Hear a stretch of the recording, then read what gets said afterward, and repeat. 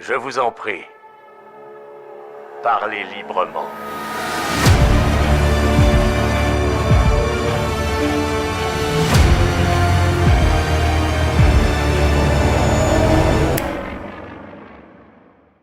Bonjour à toutes et à tous, j'espère que vous allez bien. C'est un plaisir de vous retrouver aujourd'hui pour une toute nouvelle vidéo consacrée aujourd'hui à Boba Fett. Boba Fett, la nouvelle série spin-off de l'univers Star Wars. Il commence à y avoir beaucoup de choses autour de l'univers Star Wars, entre les films, les séries, les spin-offs, les séries spin-off, les séries animées, les comics, bref.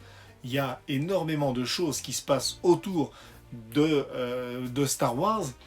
Et justement, on va y revenir un petit peu. Il y a 2-3 choses à dire à ce sujet-là. Mais aujourd'hui, le sujet qui nous concerne, c'est donc Boba Fett, disponible sur Disney+. Et Disney+, voilà, qui nous a proposé ces 7 épisodes à la suite de manière hebdomadaire. Vous savez, maintenant, on a l'habitude, Disney fonctionne comme ça. Boba Fett donc, nous raconte l'histoire de Boba Fett. Alors oui, dit comme ça peut paraître un peu bizarre, mais vous allez voir que c'est pas si évident que ça, mais on va y revenir. Nous raconte l'histoire donc de Boba Fett, ancien chasseur de primes qu'on avait découvert dans les films Star Wars, notamment dans la prélogie Star Wars. Donc c'était le fils de Jango Fett, voilà, qu'on avait laissé mort, voilà, tué par le Sarlacc, qu'on avait redécouvert plutôt dans la série Mandalorian. Il faut bien suivre et bien s'accrocher, sinon on s'y perd totalement. Donc Boba Fett, ancien chasseur de primes, qui décide de reprendre un petit peu le territoire de Jabba the Hutt, et donc qui veut s'installer, voilà, qui en a un petit peu marre d'être chasseur de primes, et qui veut, voilà, un petit peu faire régner la loi et l'ordre de manière bienveillante, comme il le dit lui-même. Mais tout ne va pas se passer comme prévu, comme un petit peu sous les fonds un petit peu de films, un petit peu de mafia. Voilà, on va avoir une petite histoire qui va nous être racontée de manière fort sympathique, il faut bien l'admettre, malgré quelques réserves que j'ai à propos de la série. Tout d'abord, voilà, donc j'adorerais, il faut commencer quand même, voilà, détailler un petit peu certaines choses. Je vais détailler les bons points et les mauvais points. Voilà. En bons points, on va faire comme ça, on va alterner. On va faire un coup bon point, un coup mauvais point. On va essayer toujours. Donc, en bon point, déjà, la série ne comporte que 7 épisodes. Voilà, ça évite de traîner un peu trop en longueur, ça évite d'avoir des épisodes un petit peu inutiles, des épisodes filler, et donc la série se passe assez rapidement. Donc, c'est pas une série qu'on va suivre pendant des mois et des mois et des mois. Voilà, donc, on a 7 épisodes d'à peu près une 50aine de minutes chacun. Donc, c'est plutôt pas mal en termes de rythme, en termes de rythme de sortie des épisodes, c'est plutôt pas mal. En mauvais point, je dirais qu'on a 7 épisodes. Ah oui, parce que pour moi, donc c'est un bon point sur le papier, et dans la réalisation, pour moi, c'est pas forcément réussi, parce que malgré le fait qu'on n'ait que 7 épisodes, je trouve qu'il y a quand même des épisodes qui servent pas à grand chose et on tourne un petit peu en rond. J'avais déjà eu un petit peu ce constat avec The Mandalorian, surtout la saison 1. La saison 1, j'avais trouvé, même si je trouve ça magnifique, même si c'est beau, même si l'histoire est intéressante, je trouve quand même qu'il y a quand même pas mal de longueur. Et là, sur cette série-là, je vous avoue que le premier épisode, je me suis beaucoup ennuyé. Le deuxième épisode, j'ai bien aimé parce que le deuxième épisode nous raconte des choses. Le troisième, j'en parlerai après, mais le troisième épisode, voilà, c'était pas top. Puis voilà, donc ça passe quand même relativement vite, mais ça passe, voilà, à des moments c'est trop long pour nous raconter rien, et à des moments je trouve qu'on rush un petit peu justement pour conserver ces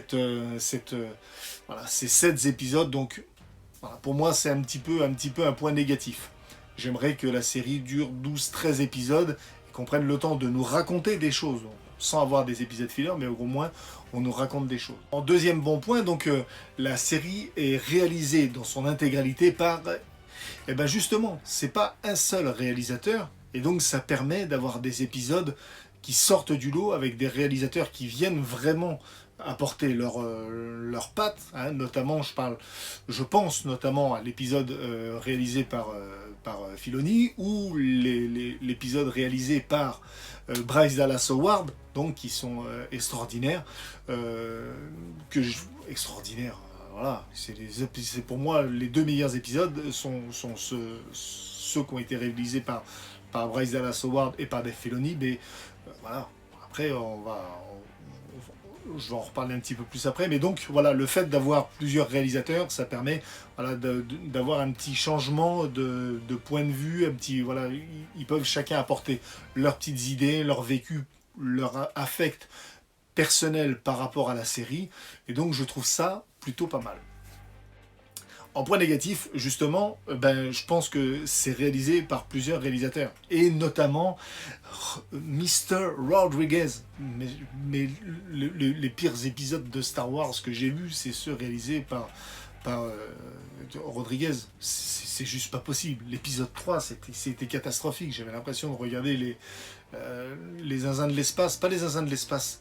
J'avais l'impression de regarder les motards de l'espace. Est-ce que vous connaissez les motards de l'espace? Tiens, dites-moi dans les commentaires si vous avez un souvenir de ça. C'était affreux. On va pas seulement se cacher. L'épisode avec les autotamponneuses, c'était dégueulasse. C'était dégueulasse. C'était juste pas supportable. Bref, voilà, pour moi, c'est aussi un souci. Il y a autre chose qu'on peut classer dans les bons points. C'est le casting qui est plutôt pas mal, que ce soit le personnage de Boba, que ce soit le personnage de Fennec Chan que j'ai trouvé vraiment vraiment top. Pour moi, ça a été mon personnage préféré de la série, ça a été ce personnage-là. On a un bon casting et on a eu autre chose, c'est qu'on a eu, alors je vais le mettre en bon point aussi, on a eu du fan service. On a eu du fan service, c'est-à-dire qu'on voit vraiment que sur cette série-là, on est à l'écoute des fans, dans ce que les fans attendent de cette série, on est à l'écoute des fans dans ce qu'ils veulent voir, en termes de personnages, en termes d'histoire, voilà, on est à l'écoute des fans. Et c'est également un gros point négatif, c'est-à-dire qu'on se retrouve avec des épisodes, je crois que c'est l'épisode 6, c'est 100%, je sais plus c'est 5 ou 6, c'est 100% fan service à 200%. On te colle du Luke Skywalker, on te colle du Grogu, on te met du Ahsoka Tano, on te met du Mandalorian. Ah ouais, je vais y revenir aussi après sur le cas de Mandalorian parce qu'il n'est pas en reste non plus. On te met des références à la trilogie originelle, on te met des références à la prélogie. On te met des références, voilà, c'est blindé de références.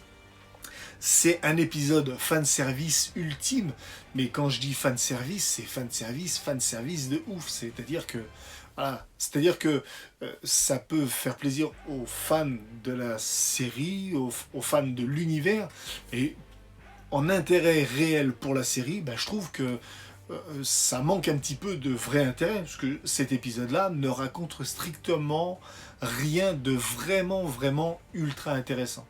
Ne raconte rien de particulièrement transcendant. On nous fait voir l'entraînement de Grogu, on nous montre du Luke Skywalker. Alors oui, Luke Skywalker est superbement réalisé avec ce rajeunissement numérique, c'est super. On nous sort Ahsoka Tano, c'est bien, c'est génial, c'est vraiment bien. Mais en vrai intérêt pour la série en elle-même, il n'y en a rien. Parce que je vous rappelle une chose, c'est que la série s'appelle Book of Boba Fett, et cette partie-là, ça ne concerne pas vraiment Boba Fett, puisque ça concerne le Mandalorian. Et ça, c'est un autre point négatif. C'est-à-dire que pour moi, les meilleurs épisodes sont les épisodes qui ne parlent pas de Boba Fett. Les épisodes qui parlent de Din Djarin, donc du Mandalorian. Et donc ça, pour moi, c'est un gros souci. Quand tu as une série qui s'appelle Boba Fett, fais tes épisodes sur Boba Fett. Voilà, l'épisode où on voit que le Mandalorian, c'est l'épisode que j'ai préféré. Voilà, j'ai trouvé cet épisode-là vraiment bien, vraiment beau, vraiment stylé. J'ai vraiment kiffé.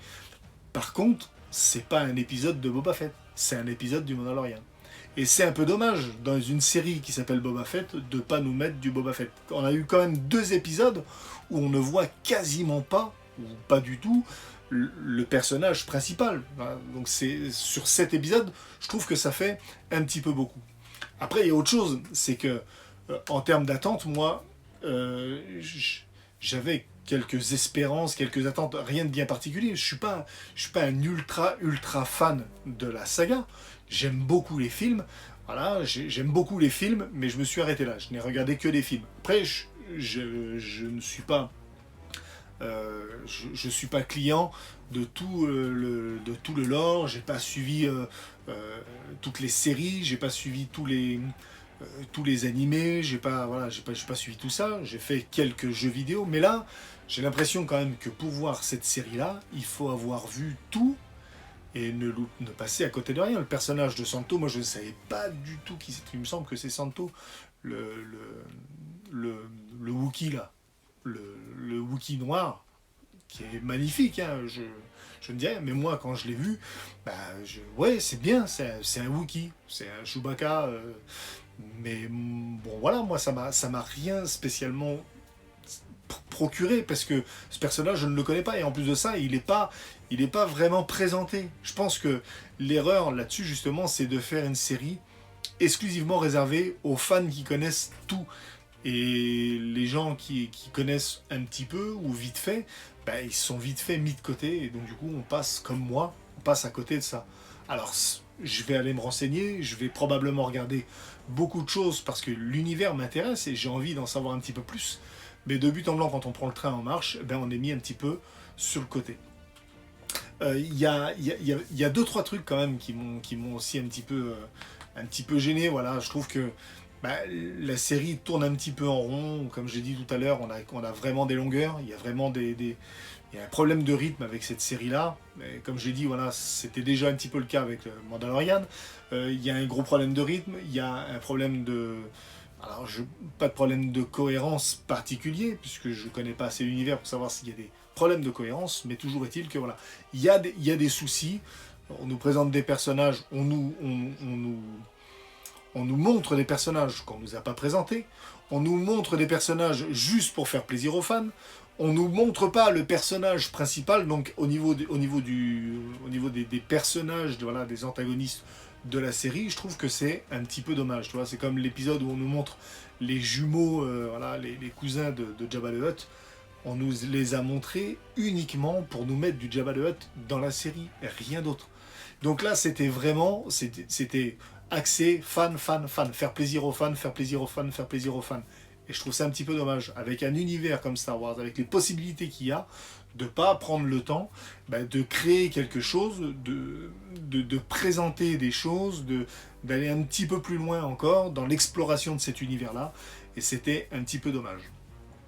J'ai pas voulu faire d'épisodes semaine par semaine parce que je savais pas si vraiment j'aurais la possibilité de pouvoir sortir les vidéos à chaque fois. J'ai dit je ferai un bilan en fin de saison, donc du coup voilà, c'est ce que je fais. Je fais un petit bilan en fin de saison.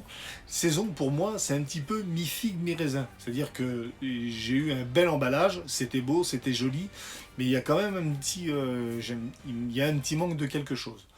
Je sais pas, je pense que c'est tout ce que j'ai envie de dire à propos de cette série. Voilà, beaucoup de regrets, alors je ne vais pas dire une grande déception, mais quand même pas mal de regrets. Voilà, j'aurais aimé voir, déjà j'aurais aimé ne pas voir Rodriguez à la réalisation sur aucun épisode.